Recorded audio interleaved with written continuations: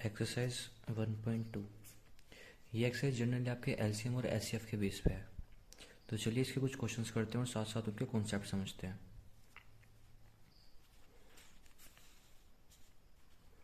Question number first, show that each of the following is a composite number. हमको पहले ही पता है कि कंपोजिट नंबर वो नंबर होते हैं जिनके दो से ज़्यादा फैक्टर्स होते हैं। इस क्वेश्चन को सोल्व करते हैं। 6 मल्टीप्लाई में 5 मल्टीप्लाई में 4 मल्टीप्लाई में 3 मल्टीप्लाई में 2 मल्टीप्लाई में 1 और प्लस में 5। अब मल्टीप्लाई वाली जो टर्म होती है वो एक टर्म मानी जाती है और प्लस में 5 ये आपकी सेकंड टर्म है। तो आपने देखा होगा यहाँ पे भी 5 आ रहा है और यहाँ पे भी 5 आ रहा है, तो 5 आ गया आपका कॉमन। तो अब बचा क्या, 6 मल्टीप्लाई में 4 मल्टीप्लाई में 3 मल्टीप्लाई में 2 मल्टीप्लाई में 1 और प्लस में 5 यहाँ कॉमन चला गया, तो यहाँ भी कितना बचा 1। अब इस वैल्यू को सोल्व करेंगे तो आपकी वैल्यू आएगी 5 मल्टीप्लाई में 145। अब इस पूरी वैल्यू के हमारे पास दो फैक्टर मिल चुके हैं, 5 और मल्टीप्लाई में 145, और 1 तो हर किसी का फैक्टर होता ही है, तो इसका एक फैक्टर हो गया 1। तो यहाँ से हमें क्या पता चलता है, clearly it show more than 2 factor, so it is a composite number।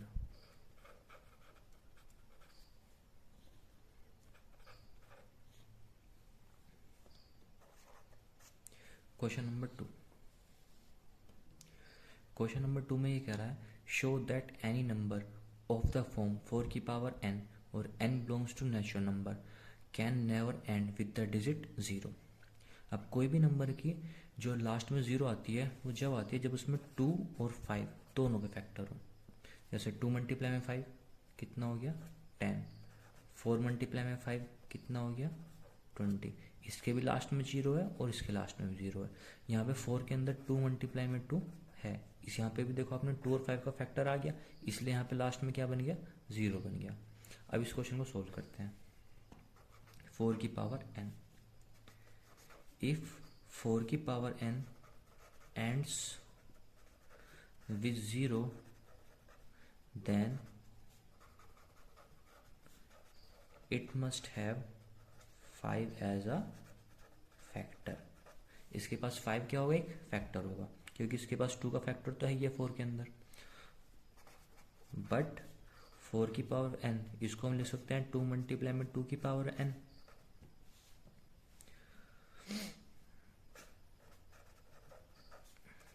ये क्या शो कर रहा है, show that 2 is the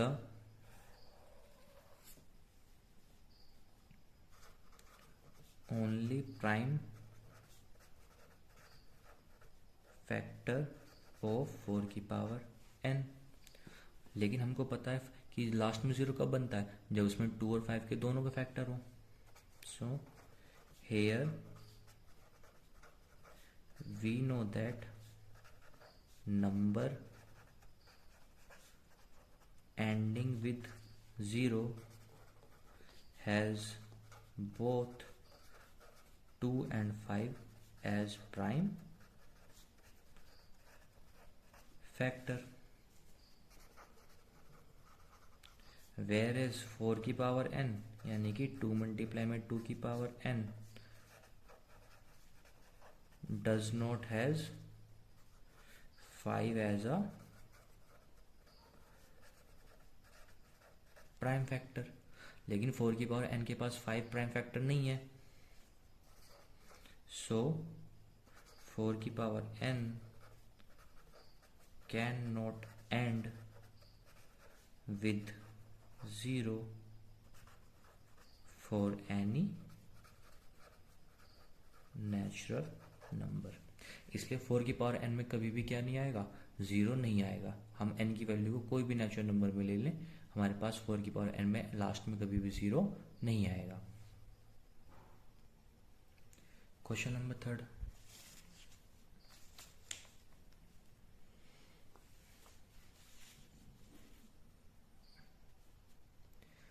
show that any number of the form 6 की power n where n belongs to natural number can never end with the digit 0।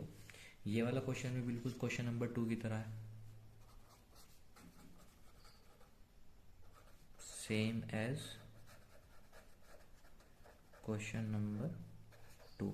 इसमें भी 5 prime factor नहीं आएगा, इसलिए इसमें भी लास्ट में 0 नहीं बनेगी। क्वेश्चन नंबर 4, हमको एचसीएफ और एलसीएम निकालना है 126 और 156 का। तो सबसे पहले इनके प्राइम फैक्टर करते हैं। 126 2 से करेंगे, 6 जा 3 जा, 3 से करेंगे, 3 2 जा 3 1 जा, फिर से 3 से जाएगा, 3 7 जा 21, और फिर 7 से जाएगा, लास्ट में 1 आ गया। 156 के फैक्टर करेंगे, 2 से करेंगे 7 8, फिर से 2 से करेंगे 39, 3 से करेंगे 3 1 जा 3 3 जा, और 13 से करेंगे, लास्ट में आ गया आपका 1। तो 126 के फैक्टर आए आपके 2 मल्टीप्लाई में 3 मल्टीप्लाई में 3 मल्टीप्लाई में 7। इसको हम लिख सकते हैं 2 मल्टीप्लाई में 3 की पावर 2 मल्टीप्लाई में 7। 156 के फैक्टर आए आपके 2 मल्टीप्लाई में 2 मल्टीप्लाई में 3 मल्टीप्लाई में 13। इसको लिख सकते हैं 2 की पावर 2 मल्टीप्लाई में 3 मल्टीप्लाई में 13। अब हमको पता है एचसीएफ में क्या होता है, जो सबसे लीस्ट पावर होती है और जो दोनों के अंदर आते हैं वो ही हमारे पास यहाँ पे लिखना पड़ता है। जैसे यहाँ पे 2 की पावर 1 है, यहाँ पे 2 की पावर 2 है, तो लीस्ट पावर क्या हुई 2 की पावर 1, तो यहाँ पे सिर्फ 2 आएगा। मल्टीप्लाई यहाँ देखते हैं, यहाँ 3 की पावर 2 है, यहाँ पे 3 की पावर 1 है, तो लीस्ट पावर क्या हुई 3 की पावर 1, इसलिए यहाँ पे सिर्फ 3 आएगा। इसके पास 7 है लेकिन यहाँ पे 7 नहीं है, दोनों में 7 कॉमन नहीं है, इसलिए ये नहीं आएगा। ऐसे ही हमारे पास 13 दोनों के अंदर नहीं है, इसलिए ये भी नहीं आएगा। तो एचसीएफ कितना हुआ 3 मल्टीप्लाई में 2 यानी कि 6। अब निकालते हैं एलसीएम। एलसीएम में जो दोनों के अंदर सबसे हाईएस्ट पावर होती है वो, या फिर जो अलग नंबर्स भी होते हैं वो सब लिए जाते हैं। जैसे यहाँ पे 2 की पावर 1 है, यहाँ 2 की पावर 2 है, हाईएस्ट पावर है 2 की पावर 2, तो यहाँ पे आएगा 2 की पावर 2 मल्टीप्लाई। यहाँ देखते हैं 3 की पावर 2 है, यहाँ पे 3 की पावर 1 है, हाईएस्ट पावर क्या है 3 की पावर 2, तो ये भी आएगा 3 की पावर 2 मल्टीप्लाई। यहाँ पे 7 इसके पास है लेकिन इसके पास नहीं है, लेकिन इसमें सारे नंबर्स आते हैं एलसीएम के अंदर, इसलिए 7 भी आएगा, और मल्टीप्लाई में ये वाला 13 भी आएगा। अब इस वैल्यू को सोल्व करोगे आएगा 4 मल्टीप्लाई में 9 मल्टीप्लाई में 7 मल्टीप्लाई में 13, और जब इस वैल्यू को सोल्व करेंगे आंसर आएगा 3276। क्वेश्चन नंबर 5, यहाँ से आपके एलसीएम और एचसीएफ के कॉन्सेप्ट स्टार्ट होते हैं। तो अगर हमें कभी क्वेश्चन के अंदर बड़ी वैल्यू चाहिए तो बड़ी वैल्यू मिलती है हमें हमेशा एलसीएम से, और अगर आंसर हमें छोटी वैल्यू में चाहिए तो हमें निकालना पड़ेगा उसके लिए एचसीएफ। अब इन क्वेश्चन में आपको 2 वर्ड्स आएंगे, लार्जेस्ट और लीस्ट। इन 2 वर्ड्स को आप इग्नोर करना। हम क्वेश्चन पढ़ के डिसाइड करेंगे कहाँ पे हमें बड़ी वैल्यू चाहिए और कहाँ पे हमको छोटी वैल्यू चाहिए। जैसे क्वेश्चन नंबर 5 में क्या रखा है, find the largest number which divide 245 and 1037 leaving remainder 5 in each case. अब हमें दोनों केस में 5 रिमाइंडर चाहिए, और जो हमें वो वाला नंबर फाइंड करना है जो 245 को डिवाइड कर दे और 1037 को भी डिवाइड कर दे। अब इसको पहले एग्जाम्पल समझिए। जैसे मान लो हमारे पास 2 नंबर है 4 और 6। अब इन 2 नंबर को डिवाइड करने वाला नंबर कौन सा है 2। 4 भी डिवाइड हो गया इससे, 6 भी डिवाइड हो गया इससे, तो हमें वैल्यू क्या मिली इसकी छोटी वैल्यू मिली। तो जब भी छोटी वैल्यू मिलती है हमें क्या निकालना पड़ता है एचसीएफ निकालना पड़ता है। तो इस क्वेश्चन के अंदर लिख तो रखा है लार्जेस्ट, लेकिन ये वर्ड को आप इग्नोर करना। हमें वैल्यू कैसे निकालनी है इसके अंदर छोटी वैल्यू निकालनी है, और छोटी वैल्यू के लिए हमारे पास क्या होता है एचसीएफ निकालना पड़ता है। अब इस क्वेश्चन को देखते हैं कैसे करते हैं। एचसीएफ वाले क्वेश्चन ना सबसे आसान होते हैं, हमें पता चल गया इसके अंदर एचसीएफ निकालना है। और जब भी ये वाले टाइप के क्वेश्चन आएंगे जिसमें हमें बस रिमाइंडर होगा, तो इसमें जो हमारे पास गिवन नंबर्स हैं उनमें से रिमाइंडर माइनस करो और जो आंसर आएगा उनके एचसीएफ निकाल दो। जैसे ये हमारे पास नंबर था 245 और 1037, और हर केस में रिमाइंडर कितना बच रहा था हमारे पास 5। तो हमने दोनों नंबर में से 5 क्या करा माइनस करा, रिमाइंडर को माइनस करते हैं गिवन नंबर से। आंसर कितना मिला 240 एंड 1032। अब हमको एचसीएफ निकालना है किस किस का 240 का और 1032 का। अब इनके एचसीएफ निकालते हैं। प्राइम फैक्टर करेंगे 240 के, 2 से करेंगे 120, 2 से करेंगे 60, 2 से करेंगे 30, 2 से करेंगे फिर से 15, 3 5 जा और 5 1 जा। अब 1032 इसके फैक्टर करते हैं। 2 से करेंगे 516, 2 से करेंगे 258, 2 से करेंगे 129, 3 से करेंगे 43 और 43 पंजा। 240 के फैक्टर लिखते हैं। 2 की पावर 1 2 3 4, 2 की पावर 4 मल्टीप्लाई में 3 मल्टीप्लाई में 5 और 1032 इसके फैक्टर देखते हैं। 1 2 3, 2 की पावर 3 मल्टीप्लाई में 3 और मल्टीप्लाई में 43। सो एचसीएफ 240 और 1032। जो दोनों के अंदर लीस्ट पावर वाले हैं उनको लेंगे। यहाँ पे 2 की पावर 4 है, यहाँ पे 2 की पावर 3 है, तो लीस्ट पावर क्या है 2 की पावर 3, तो 2 की पावर 3 आ गया मल्टीप्लाई। यहाँ पर 3 की पावर 1 है, यहाँ भी 3 की पावर 1 है, तो सिर्फ 3 आएगा। सोल्व करके हमारे पास वैल्यू कितनी आई 24। तो हमारे पास रिक्वायर्ड नंबर क्या हुआ 24। इसका मतलब क्या हुआ 245 और 1037 को जब दोनों को 24 से डिवाइड करा जाएगा तो हर केस में रिमाइंडर कितना बचेगा हमारे पास 5 बचेगा। Question number 6, find the number which divides 129 and 545 leaving remainder 3 and 5 respectively. हमें एक ऐसा नंबर बताना है जो 129 को डिवाइड करे तो 3 रिमाइंडर दे और जब वो 545 को डिवाइड करे तो 5 रिमाइंडर दे। अब रिमाइंडर की बात तो बाद में करते हैं, पहले देखते हैं कोई ऐसा नंबर जो 129 को डिवाइड करे और 545 को डिवाइड करे। तो वो नंबर इनसे वैल्यू में छोटा होगा और जो हमें आंसर में छोटी वैल्यू मिलती है उसके लिए हमें एचसीएफ निकालना पड़ता है। तो क्वेश्चन में हमें पता चलेगा कि हमें एचसीएफ निकालना है और एचसीएफ वाले क्वेश्चन में हमको पता है कि जब हमें रिमाइंडर वाले क्वेश्चन दे रखे होते हैं हमें उसमें सिर्फ एक सिंपल स्टेप अपनाना है कि जो हमारे पास गिवन नंबर है गिवन नंबर में से रिमाइंडर माइनस करो और जो हमें नंबर मिलेंगे नहीं उनका हमें एचसीएफ निकालना होता है। चलिए क्वेश्चन करते हैं ये वाला। सो रिक्वायर्ड नंबर हमारे पास गिवन नंबर कितना है 129 और इसका हमारे पास रिमाइंडर कितना है 3, तो इसमें से 3 माइनस करेंगे। और सेकंड नंबर कितना है 545, इसका रिमाइंडर कितना है 5, इसमें से 5 माइनस करेंगे। माइनस करके हमारे पास जो आंसर आएगा वो कितना आएगा 126 एंड 540। तो हमारे रिक्वायर्ड नंबर कितने हो गए 126 एंड 540। अब हमें इनका क्या निकालना है एचसीएफ।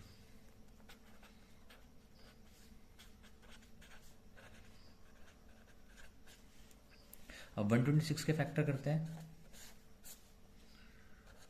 2 से करेंगे 63, 3 से करेंगे 21, 3 से करेंगे 7 और 7 से करेंगे 1। अब 540 के फैक्टर करते हैं। 2 से करेंगे 270, फिर से 2 से करेंगे 135, 3 से हो जाएगा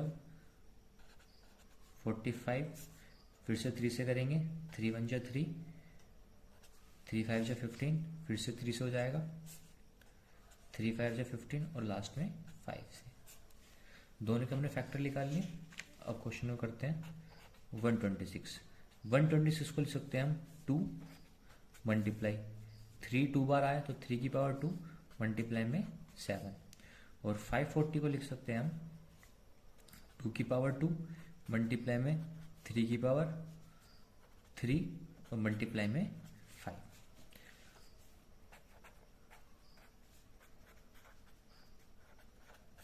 अब 126 एंड 540 का एचसीएफ क्या होगा।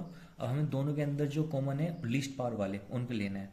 यहाँ 2 की पावर 1 है, यहाँ 2 की पावर 2 है, तो लीस्ट पावर क्या है 2 की पावर 1, तो 2 आ गया यहाँ से। यहाँ पे 3 की पावर 2 है, यहाँ पे 3 की पावर 3 है, तो लीस्ट पावर क्या है 3 की पावर 2, तो यहाँ पे 3 की पावर 2 आ जाएगा। अब इसको सोल्व करते हैं। 2 मल्टीप्लाई 3 की पावर 2 को क्या लिख सकते हैं, 9। आंसर कितना आया, 18। तो जो हमारा रिक्वायर्ड नंबर है वो क्या है, 18। यानी कि अगर हम 129 को 18 से डिवाइड करेंगे तो उस टाइम रिमाइंडर कितना बचेगा, 3। और 545 को जब 18 से डिवाइड करेंगे तो उस टाइम रिमाइंडर कितना होगा, 5। चलिए नेक्स्ट क्वेश्चन करते हैं। Question number 7।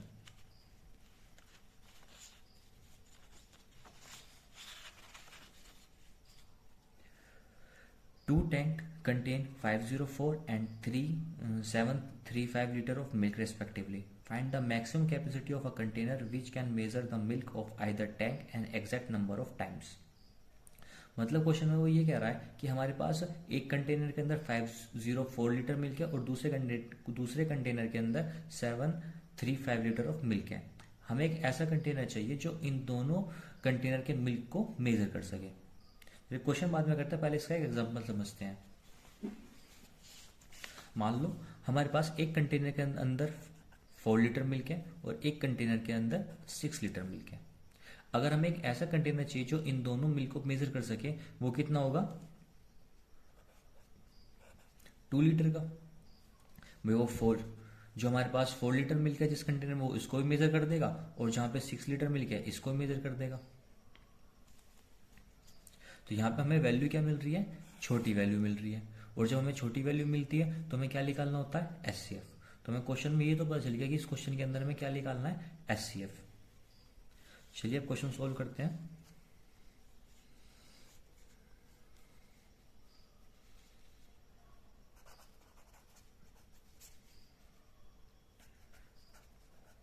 एचसीएफ हमें किसका निकालना है, 504 एंड 735 का।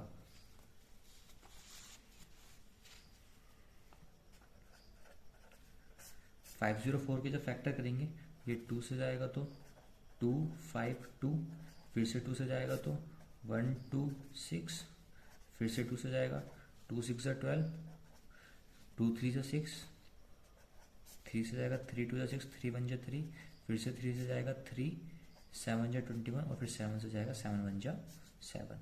ये तो फैक्टर है हमारे पास 504 के। अब फैक्टर निकालते हैं हम 735 के। ये 5 से जाएगा जब 147, 3 से जाएगा तो 49, 7 से जाएगा तो 7, और लास्ट में ये। अब इनके फैक्टर लिख लेते हैं।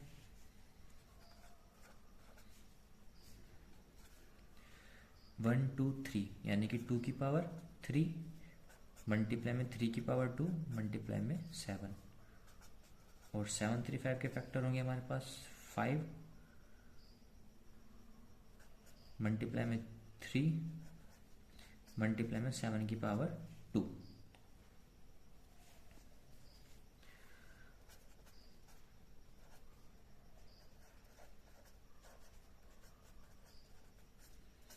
अब इन दोनों नंबर का एचसीएफ होगा। यहाँ पे देखते हैं, यहाँ 2 की पावर 3, लेकिन इस वाले में 2 नहीं है तो ये नहीं लिया जाएगा। यहाँ पे 3 की पावर 2 है और यहाँ पे 3 की पावर 1 है, तो लीस्ट फैक्टर क्या है, 3 की पावर 1, तो यहाँ पे 3 आ जाएगा। मल्टीप्लाई यहाँ 7 की पावर 1 है, यहाँ 7 की पावर 2 है, तो लीस्ट पावर क्या है हमारे पास, 7 की पावर 1, तो यहाँ पे आएगा 7। तो इसका आंसर कितना हो गया, 21 लीटर। यानी कि वो कंटेनर कितने लीटर का होगा, 21 लीटर का, जो 504 लीटर मिल्क को भी मेजर कर देगा और 735 लीटर मिल्क को भी मेजर कर देगा।